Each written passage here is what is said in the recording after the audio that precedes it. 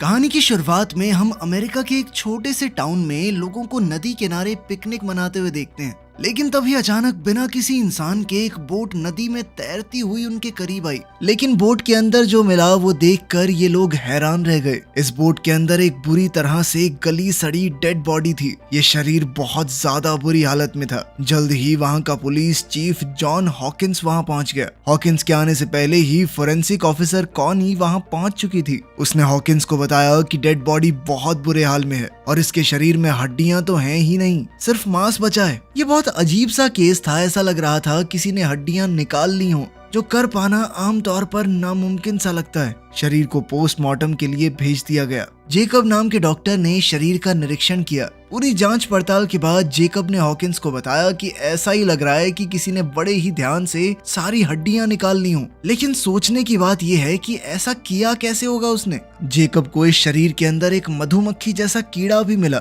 इस कीड़े को जेकब ने एक जार में बंद कर दिया था। हॉकिंग ने कॉनी को ये जार दिया ताकि इसे ध्यान से रख दिया जाए। हो सकता है ये सबूत के तौर पर काम आ जाए और मौत के कारण का पता लगाया जा सके। जल्द ही कॉनी को इस आदमी का नाम पता चला। इस आदमी का नाम था डॉक्टर कोल पार्सन्स। वो एक साइंटिस्ट है जो लगभग 1 साल पहले यहाँ रहने आया था। उन्हें इस आदमी का वॉलेट और कुछ सामान बोट पर ही मिला। वो पहले ही यूनिवर्सिटी में एक प्रोफेसर हुआ करता था, लेकिन फिर उसने सब कुछ छोड़ दिया और अकेले जाकर नदी के किनारे रहने लगा, जंगल के बीचों बीच। हॉकिंस को इस केस की अच्छे से जांच करने के लिए उस आदमी के घर जाना होगा। इसके बाद हम मैग नाम की एक लड़की को देखते हैं जो कि हॉकिंस की एक्स गर्लफ्रेंड है। मैग पुलिस के लिए जंगल की गाइड के तौर पर काम करती थी। हॉकिंस ने मैग से मिलकर इस केस के बारे में पूरी जानकारी दी। मैग उस साइंटिस्ट को जानती थी। लगभग 1 साल पहले मैग ने उस साइंटिस्ट की कुछ सामान लाने में मदद भी की थी। वो जानती थी कि ये साइंटिस्ट किसी एक्सपेरिमेंट पर काम कर रहा है, लेकिन इस एक्सपेरिमेंट के बारे में ज्यादा कुछ नहीं पता उसे। हॉकिंस ने मैग को अपने साथ चलने के लिए कहा ताकि इस केस की अच्छे से छानबीन हो सके, और मैग इसके लिए तुरंत मान भी गई। हॉकिंस ने जेकब को भी साथ आने को कहा। इस छानबीन पर चलने से पहले हॉकिंस ने कुछ सूचना इकट्ठी की और तभी उसे एक और परेशान कर देने वाली खबर मिली। उस साइंटिस्ट की एक छोटी बेटी भी थी जो लगभग 1 साल पहले गायब हो गई थी और उसे आज तक कोई नहीं ढूंढ पाया। अगले ही दिन हॉकिंस, मैग और जेकब ने सारा सामान बांधा और घने जंगल की ओर निकल पड़े। इस सफर का कुछ हिस्सा उन्हें बोट से तय करना होगा ताकि वो साइंटिस्ट के केबिन तक पहुंच सकें। जब ये लोग रास्ते में थे तो अचानक कॉनी का फोन आया। कॉनी ने बताया कि जो कीड़ा इस आदमी के शरीर में मिला है वो कल तो मर गया था और आज फिर से जिंदा हो गया। कॉनी ने पूछा कि क्या मैं इस कीड़े को जांच के लिए लैब में भेज दूं, लेकिन हॉकिंस ने कहा कि मेरे लौटने का इंतजार करो। कॉनी ने यह भी बताया कि जब इस साइंटिस्ट की बेटी गायब हुई थी तो उसकी पत्नी का दिमागी संतुलन हिल गया था और उसे 3 महीने तक अस्पताल में रखा गया था। वो बार बार अपने पति को ही अपनी बेटी के गायब होने के लिए जिम्मेदार ठहरा रही थी। जैसे जैसे रात हुई, हॉकिंस, मैग और जेकब अपनी मंजिल तक पहुंचे। कभी नदी किनारे जो सुंदर घर हुआ करता था वो अब एक डरावना अकेला कैबिन बन चुका है जहां कोई नहीं आता जाता, किसी तरह का कोई रखरखाव नहीं है। मैग ये देखकर बहुत दुखी हुई क्योंकि जब 1 साल पहले वो यहाँ आई थी तो ये जगह बहुत खूबसूरत थी। हॉकिंस ने मैग और जेकब को बाहर रुकने को कहा और उसने पहले अंदर जाकर देखा कि वहाँ कोई खतरा तो नहीं है। उसने आवाज भी लगाई कि शायद अंदर कोई हो, लेकिन ये जगह पूरी तरह तहस नहस हो चुकी थी। सारा सामान, फर्नीचर इधर उधर बिखरा हुआ था और ये तो देखकर ही पता चल रहा था कि यहाँ काफी समय से कोई नहीं रह रहा। जब हॉकिंस ने इस जगह की छानबीन शुरू की तो उसे कुछ अजीबोगरीब चीजें मिली, जैसे अजीब तरह से हिलती हुई छत, जिसे देखकर ऐसा लग रहा था मानो वो जिंदा हो। जल्द ही हॉकिंस को एक कमरा मिला जिसका दरवाजा बहुत अच्छी तरह से बंद किया गया था। उसने अभी के लिए ये दरवाजा नहीं खोला और बाहर मैग और जेकब को बुलाने गया। रात बहुत ज्यादा हो गई थी, इसीलिए उन्होंने सोचा कि जंगल में वापस जाना सही नहीं रहेगा, रात को यहीं रुक जाते हैं। लेकिन इस जगह का माहौल बहुत ही अजीब और डरावना था। घर में घूमते हुए भी अजीब और डरावनी आवाजें गूंज रही थी। हॉकिंस ने कहा कि डरने की बात नहीं है, ये आवाजें किसी चूहे या रकून की होंगी। लेकिन असल में तो टेंशन बढ़ती गई। अचानक इस केबिन की लाइटें जलने बुझने लगी, जिससे ये जगह और भी ज्यादा अजीब और डरावनी लगने लगी। जल्द ही उन्हें एक बेसमेंट का दरवाजा दिखाई दिया। उन्होंने सोचा कि नींद तो यहाँ वैसे भी नहीं आएगी, तो थोड़ी छानबीन ही कर लेते हैं। नीचे बेसमेंट में उन्हें एक बड़ी बिजली पैदा करने वाली मशीन मिली। ये अजीब सी मशीन एक बड़े इंडस्ट्रियल चार्जर जैसी लग रही है। पूरी तरह इस मशीन का क्या काम है ये उन्हें भी समझ नहीं आया। लेकिन ये मशीन काफी ताकतवर और खतरनाक लग रही है। हॉकिंस ने जो रिसर्च यहाँ आने से पहले की थी उसमें भी ऐसी किसी मशीन का जिक्र था। इस घर की रसोई में छानबीन करते हुए उन्हें पता चला कि रसोई की अलमारी से कुछ तारें ऊपर की तरफ जा रही हैं। इन तीनों ने अंदाजा लगाया कि जो भी मशीन इस घर में मौजूद है वो जरूर ऊपर वाले कमरे में होगी। खैर जो कमरा हॉकिंग को पहले बंद मिला था वो खुद ब खुद खुल गया। हॉकिन ने अपने दोस्तों को बुलाया और तीनों अंदर चले गए। दीवारों पर अजीबोगरीब फोटोज लगी हुई थी और तंत्र मंत्र से जुड़े हुए रहस्यमयी निशान बने हुए थे, लेकिन कुछ साइंस से जुड़ी चीजें भी थी। ये साइंस और काले जादू का एक मिक्सचर सा लग रहा था। वहाँ कुछ फोटोज तो बहुत ज्यादा दिल दहला देने वाली थी। वो लोग छानबीन कर ही रहे थे कि अचानक एक मकड़ी ने जेकब के मुंह पर काट लिया। डरा और घबराया हुआ जेकब अपने कमरे के बाहर भागा। हॉकिंस ने कॉनी को फोन किया और कहा कि पता लगाओ ये अजीबोगरीब घर किसने बनाया है, लेकिन छत से आ रही इलेक्ट्रोमैग्नेटिक रेडिएशन की वजह से उसके फोन का सिग्नल टूट गया। वहीं जेकब और हॉकिन के बीच में भी मैग को लेकर कुछ टेंशन थी। दरअसल हॉकिन से पहले मैग जेकब की गर्लफ्रेंड थी और वो आज भी कहीं ना कहीं उससे प्यार करता था। इस वजह से उन तीनों के बीच में माहौल थोड़ा अजीब हो गया। जैसे ही वो लोग सोने की तैयारी करने लगे, हॉकिन का कहना था कि उन तीनों को एक ही कमरे में रुकना चाहिए ताकि अगर कोई भी खतरा आए तो वो लोग मिलकर उसका सामना कर सकते हैं। लेकिन मैग ने कहा कि देखो मुझे अपना खुद का कमरा चाहिए, मैं नहीं एडजस्ट कर सकती तुम लोगों के साथ। रात को जेकब बहुत बीमार हो गया, शायद उस मकड़ी के काटने की वजह से। कोई भी ठीक से नहीं सो पा रहा था। मैग हॉकिंस के कमरे में आ गई क्योंकि उसे लग रहा था कि इस जगह में कोई बहुत ही बुरी सी शक्ति है। हालांकि उसने आज तक जंगल में बहुत सी रातें अकेली बिताई हैं, लेकिन इस जगह का एहसास कुछ अलग सा है। कोई बहुत बुरी शैतानी शक्ति मौजूद है यहाँ पर। बातों बातों में ये दोनों करीब आ गए और इनके बीच में नजदीकियां बढ़ने लगी। तभी हम देखते हैं कि छत से खुद ब खुद एक सीढ़ी नीचे की तरफ आई। जेकब की हालत बद से बदतर होती जा रही थी। ऐसा लग रहा था मानो वो पूरी तरह से अपने वश में नहीं है। अचानक बाहर से कुछ आवाज आई। मैग और हॉकिंस ने जल्दी से कपड़े पहने। वो हथियार उठाकर बाहर निकले तो सामने एक औरत उनकी तरफ बंदूक ताने खड़ी थी। ये औरत कोई और नहीं बल्कि लिंडा है, डॉक्टर कोल पार्सन की बीवी, जो अपने गुमशुदा पति को ढूंढती हुई यहाँ आई थी। हॉकिंस ने उसे समझाया कि मैं पुलिस वाला हूँ और तुम्हारे पति की डेड बॉडी मिल चुकी है नदी के किनारे। लिंडा को समझ आ गया कि ये लोग उसे कोई नुकसान नहीं पहुंचाएंगे, तो उसने अपनी बंदूक नीचे कर ली। जब ये लोग बातचीत कर रहे थे तो मैग बेसमेंट में गई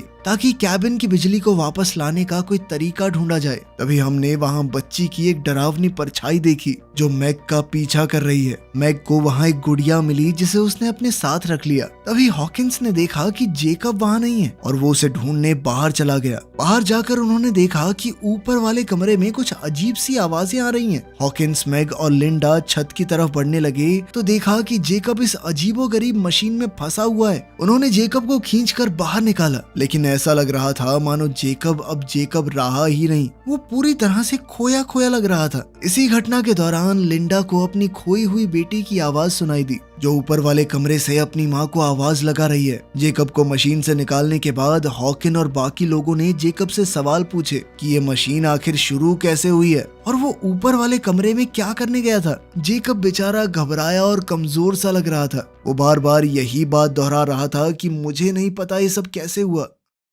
लिंडा उस मशीन के सामने खड़ी होकर थोड़ा घबराई हुई उसे देख रही थी। मैग वहां आई और लिंडा से पूछा कि तुम्हें कोई अंदाजा है कि ये मशीन है क्या। लिंडा ने बताया कि ये एक इलेक्ट्रोमैग्नेटिक मशीन है जो बहुत ताकतवर मैग्नेटिक फील्ड बनाने में इस्तेमाल की जाती है। उसने आगाह किया कि ये मशीन इंसानों के लिए बहुत ही ज्यादा खतरनाक और जानलेवा है। हॉकिंस लिंडा को उस कमरे में ले गया जहां वो अजीबोगरीब फोटोज दीवारों पर चिपकी हुई थी। लिंडा ये सब देखकर और ज्यादा घबरा गई। वो अपने पति के साथ 10 साल रही है और उसे अच्छी तरह से जानती है कि ये काम उसका बिल्कुल नहीं है। उसने पूरे कॉन्फिडेंस के साथ कहा कि ये काम मेरे पति का बिल्कुल नहीं है। अब उसे डर था कि शायद किसी बेहद डरावनी चीज ने मेरे पति को अपने वश में कर लिया है। तभी हॉकिंस को वहाँ एक लैपटॉप मिला जिस पर पासवर्ड लगा हुआ था, तो वो उसे खोल नहीं पाया। उसने लिंडा से इस पासवर्ड को खोलने में मदद मांगी। इससे पहले कि वो कुछ करते, उन्हें खिड़की से घर के बाहर कोल खड़ा हुआ मिला जो कि जिंदा और बिल्कुल ठीक था। वो घबरा कर बाहर की तरफ भागे और समझ गए कि ये कोई भ्रम नहीं है, कोल सच में जिंदा है। गुस्से में लिंडा ने कोल को एक जोरदार थप्पड़ दे मारा, लेकिन कोल ने कोई उल्टा जवाब नहीं दिया। उसने कहा कि तुम्हारा गुस्सा जायज है और मारो चाहे मुझे। अंदर चलकर सब लोग आराम से बैठ गए। हॉकिंस ने कोल से पूछा कि तुम इतने वक्त से कहाँ पर थे और यहाँ क्या हुआ, ये घर ऐसी हालत में क्यों है। उसने नदी के पास बोट में मिली डेड बॉडी के बारे में भी कोल को बताया। कोल इन सब बातों को हंसकर टाल रहा था। उसने मशीन के बारे में किसी भी सवाल का सीधा जवाब नहीं दिया। पुलिस स्टेशन में कॉनी लगातार हॉकिंस से संपर्क करने की कोशिश कर रही थी। जो मक्खी उस लाश के शरीर में मिली थी वो जिंदा तो हो ही गई थी, लेकिन अब वो 2 मक्खियों में बदल चुकी है। इसकी वजह कोल की वो मशीन हो सकती है। वहीं हम देखते हैं कि जेकब की हालत अब बद से बदतर होती जा रही थी। उसके शरीर में डरावने बदलाव शुरू हो गए थे। नाखूनों के ऊपर नए नाखून उगने लगे, जल्द ही नए दांत भी, और हड्डियों के ऊपर हड्डियां उगने लगी। वो बहुत तेजी से बदल रहा था। ये सब कुछ शायद उस मशीन की रेडिएशन की वजह से हुआ है। हॉकिन ने कोल से काफी सवाल जवाब किए, लेकिन कोल ने कोई भी सही जवाब नहीं दिया। यहाँ तक कि जब लिंडा ने उससे पूछा कि तुम कहाँ गए थे, तब भी उसने कोई खास ढंग का जवाब नहीं दिया। और उधर जेकब कोल की बातें इस तरह मान रहा था मानो वो उसका कोई नौकर हो। जब लिंडा जेकब की हालत देखने गई तो उसका शरीर इस तरह से बदला हुआ देखकर वो बहुत ज्यादा डर गई। वो तुरंत हॉकिंस और मैग को बताने गई। जेकब के शरीर में ऐसा भयानक बदलाव देखकर वो लोग समझ गए कि उन्हें जल्द से जल्द यहाँ से निकलना होगा। जब वो लोग बाहर निकले तो देखा कि जिस बोट से वो सब यहाँ पर आए थे वो अब गायब है। हॉकिंस को कोल के ऊपर अब और ज्यादा शक होने लगा, लेकिन कोल अभी भी इन सारी चीजों को मजाक में ले रहा था। हॉकिंस ने गुस्से में अपना आपा खो दिया। उसने कोल को एक जबरदस्त मुक्का दे मारा और उसे बांध दिया ताकि वो आगे किसी चीज में मुसीबत ना पैदा कर सके। लिंडा ने कहा कि हमें थोड़ा ढूंढना चाहिए, यहाँ आसपास कोई तो होगा ही जो यहाँ से बाहर निकलने में हमारी मदद कर सके। हॉकिंस और मैग आसपास लोगों की तलाश में वहां से निकल गए। वो जल्द ही एक कैंपिंग साइट पर पहुंचे जहां बहुत सारा सामान पड़ा था। रहने खाने की जगह भी थी, लेकिन इस कैंप के अंदर बहुत सारी सड़ी गली डेड बॉडीज पड़ी हैं, जिन्हें देखकर वो दोनों तुरंत वहां से दूर भागे। ये घिनौना दृश्य देखकर मैग उल्टियां करने लगी। हॉकिंस ने उसे शांत करने की कोशिश की, लेकिन इसी दौरान मैग ने भावुक होकर कहा कि मैं प्रेग्नेंट हूँ, मेरे पेट में तुम्हारा ही बच्चा है।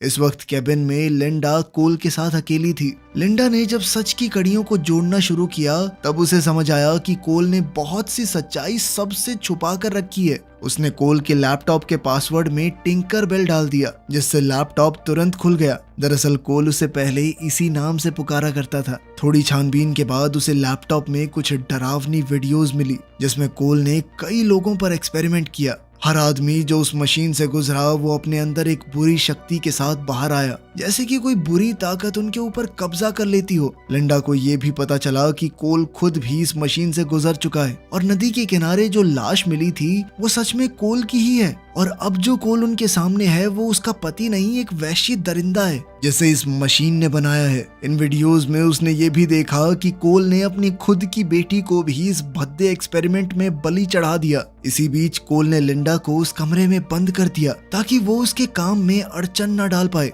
जब हॉकिंस और मैग वापस लौटे उन्होंने देखा कि कोल वहां से गायब है। हॉकिंस ने मैग को बाहर ही इंतजार करने को कहा ताकि वो अंदर जाकर देखे कि कोई खतरा तो नहीं है। उसने अपनी बंदूक उठाई और अंदर गया। जेकब का शरीर अचानक अंदर से खुलने लगा और एक खतरनाक जीव उसके बचे हुए शरीर से बाहर निकल आया, जिसने तुरंत हॉकिंस पर हमला कर दिया। हॉकिंस ने अपनी पूरी ताकत से इस दानव का सामना किया। ठीक तभी मैग अंदर आ गई और इस दानव पर गोली चला के उसे मार गिराया। इस भयानक दृश्य को देखकर हॉकिंस ने फैसला किया कि उन्हें इस मशीन को खत्म करना होगा ताकि ये पागलपन खत्म किया जा सके। उसने मैग की सुरक्षा के लिए उसे बाहर भेजा और मशीन को जलाने की तैयारी करने लगा। इसके लिए उसने पेट्रोल और देसी बमों का इस्तेमाल किया। जल्द ही लिंडा उस कमरे से बाहर निकल आई, हाथ में कुल्हाड़ी लिए। वो कोल को किसी भी हालत में खत्म कर देना चाहती थी। जब वो बेसमेंट में पहुंची तो उसने देखा कि उसकी बेटी मशीन के अंदर जा रही है। भावुक होकर लिंडा भी मशीन के अंदर चली गई और इस खतरनाक ताकत का शिकार बन गई।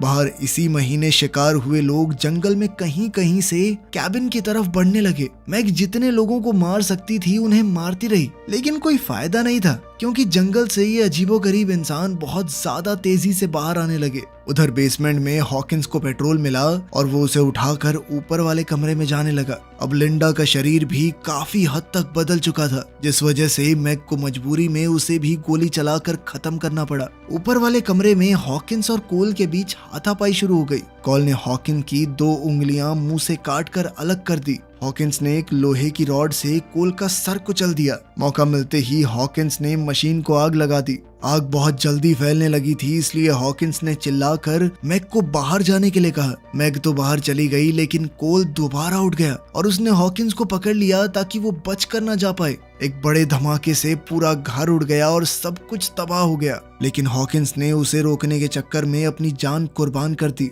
अब मैग अकेली रह गई थी और हर तरफ से अपने ऊपर हमला होता देखकर वो सुन्न पड़ गई। 8 महीने बाद हम देखते हैं कि मैग अपने घर पर एकदम सही सलामत है। कॉनी उसके पास आई ताकि हॉकिंस का कुछ सामान उसे दे सके। जैसे ही कॉनी सामान देकर गई, उसने ये सारा सामान जला दिया। इसके बाद हमने देखा कि मैग का सड़ा गला शरीर पेड़ के नीचे पड़ा था, जिससे पता चलता है कि असली मैग तो मर चुकी है। ये मशीन का बनाया हुआ एक बहरूपिया है और ये पक्की बात है कि उसके पेट में जो बच्चा है वो भी आम तो नहीं होगा। वीडियो पसंद आई तो लाइक कर देना, चैनल को सब्सक्राइब कर लेना। मिलते हैं अगली वीडियो में।